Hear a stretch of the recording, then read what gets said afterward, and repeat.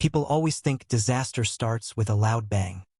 But mine began with the clink of crystal glasses and my coworker's arm sliding around my shoulders like it belonged there.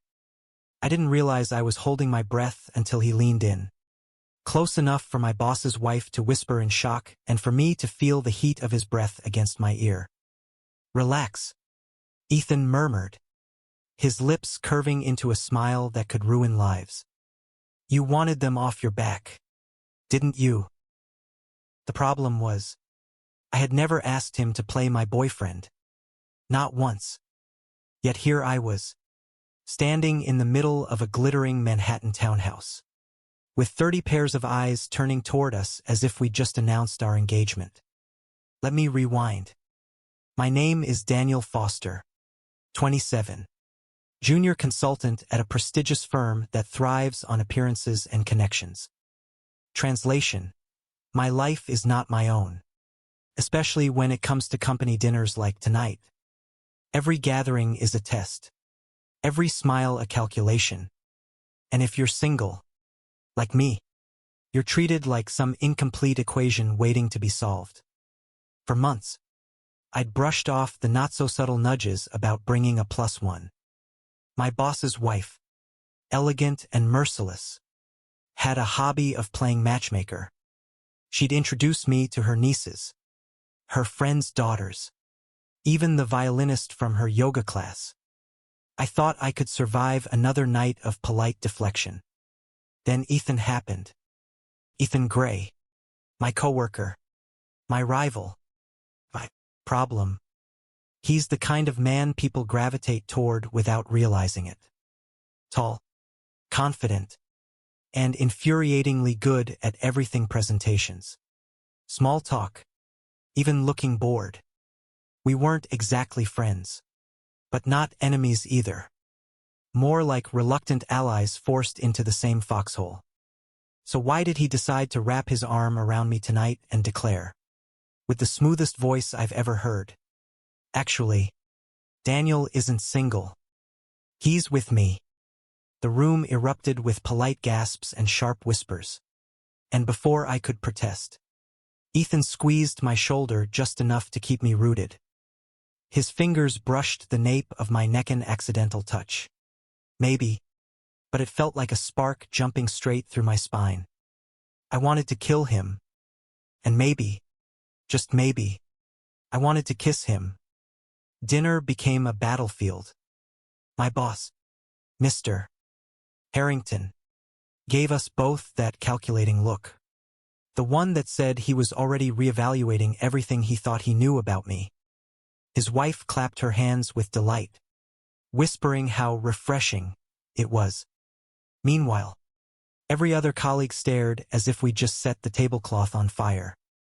I tried to act natural, but Ethan leaned in closer with every passing course, playing the part of devoted boyfriend with unnerving precision. He cut into his steak, placed a piece on my plate, and murmured, "You don't like it too rare, do you?" My ears burned. My pulse betrayed me, and I wanted to vanish under the table. When dessert arrived, so did the questions. How long have you two been together? Who asked who out? You should bring him to the company retreat. I stammered, searching for a way out, but Ethan carried the conversation like a seasoned liar. We met late one night at the office. He stole my coffee.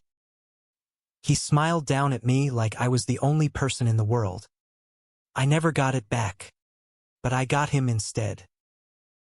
Laughter rippled around the table, and for a fleeting second, I caught a flicker in his eyes, something softer, unguarded. Then it was gone, replaced by that infuriating grin.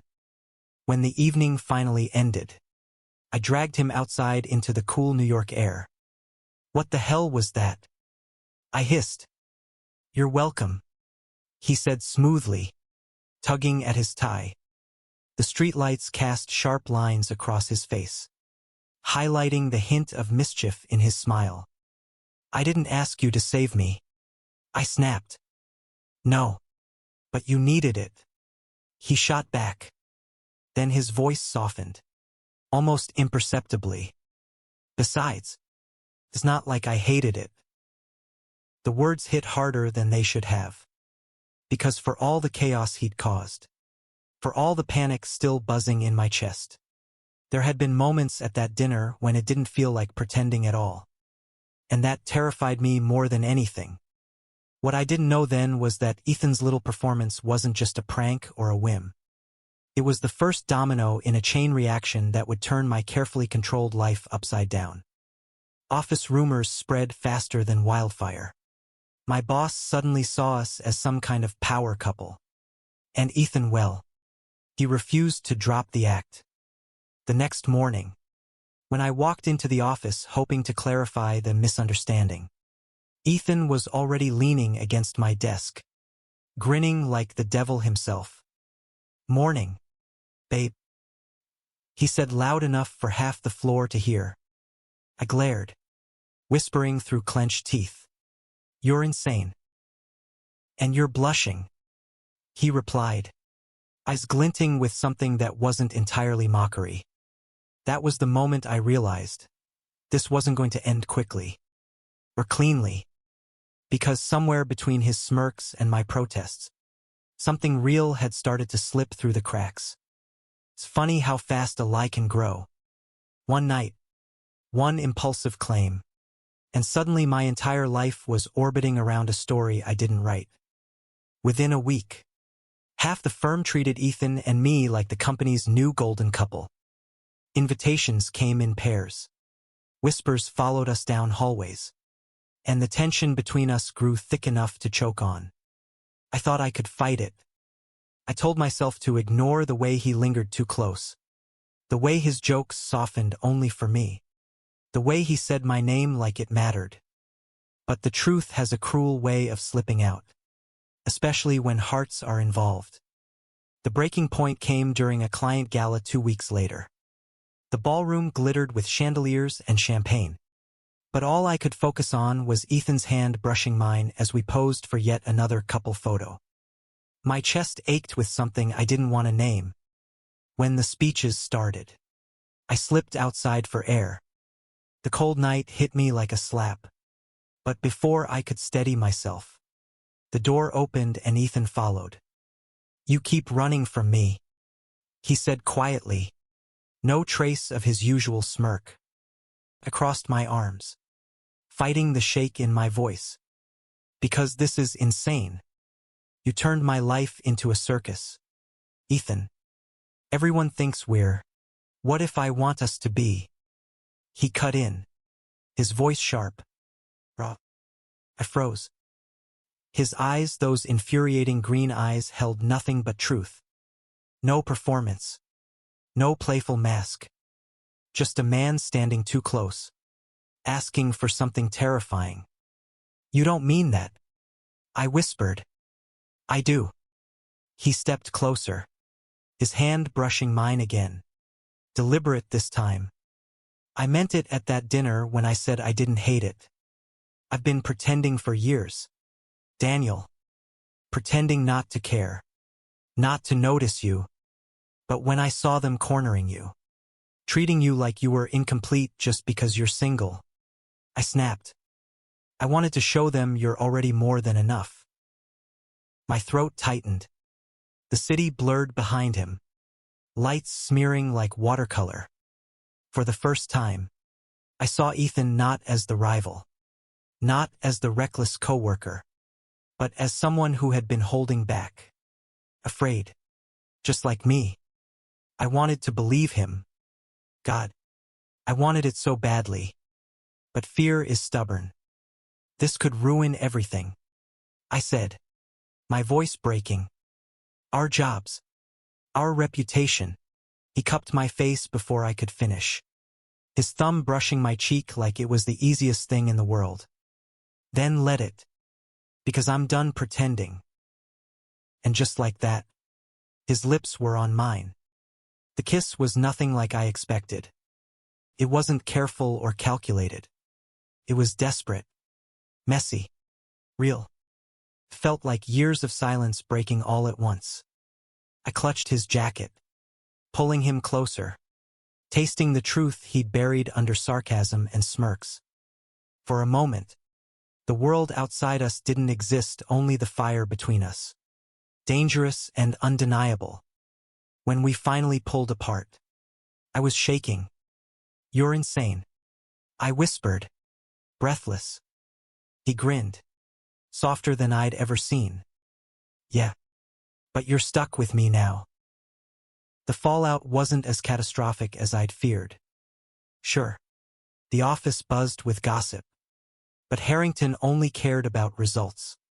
And together, Ethan and I delivered them. The whispers faded into acceptance. And slowly, life found a new rhythm, our rhythm. We stopped pretending. Coffee runs turned into breakfast dates. Late nights at the office turned into stolen kisses by the copy machine. We argued. We laughed. We learned how to fit together without the masks. One night, months later, we ended up back at Harrington's townhouse for another dinner party. The same glittering chandelier. The same perfect wine glasses. But everything felt different. This time, Ethan's hand in mine wasn't a cover. It was a promise. "When Mrs. Harrington asked, 'And how are you two these days?'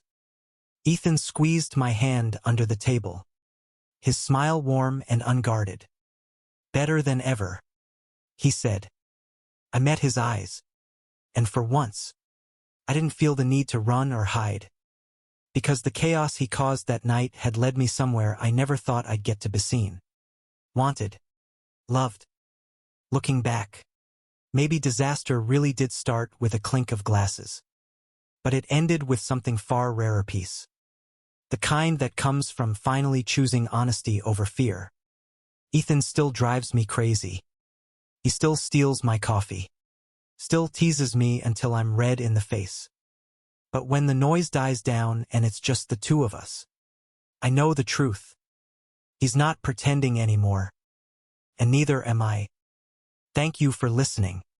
Don't forget to like and subscribe to stay updated with the latest videos.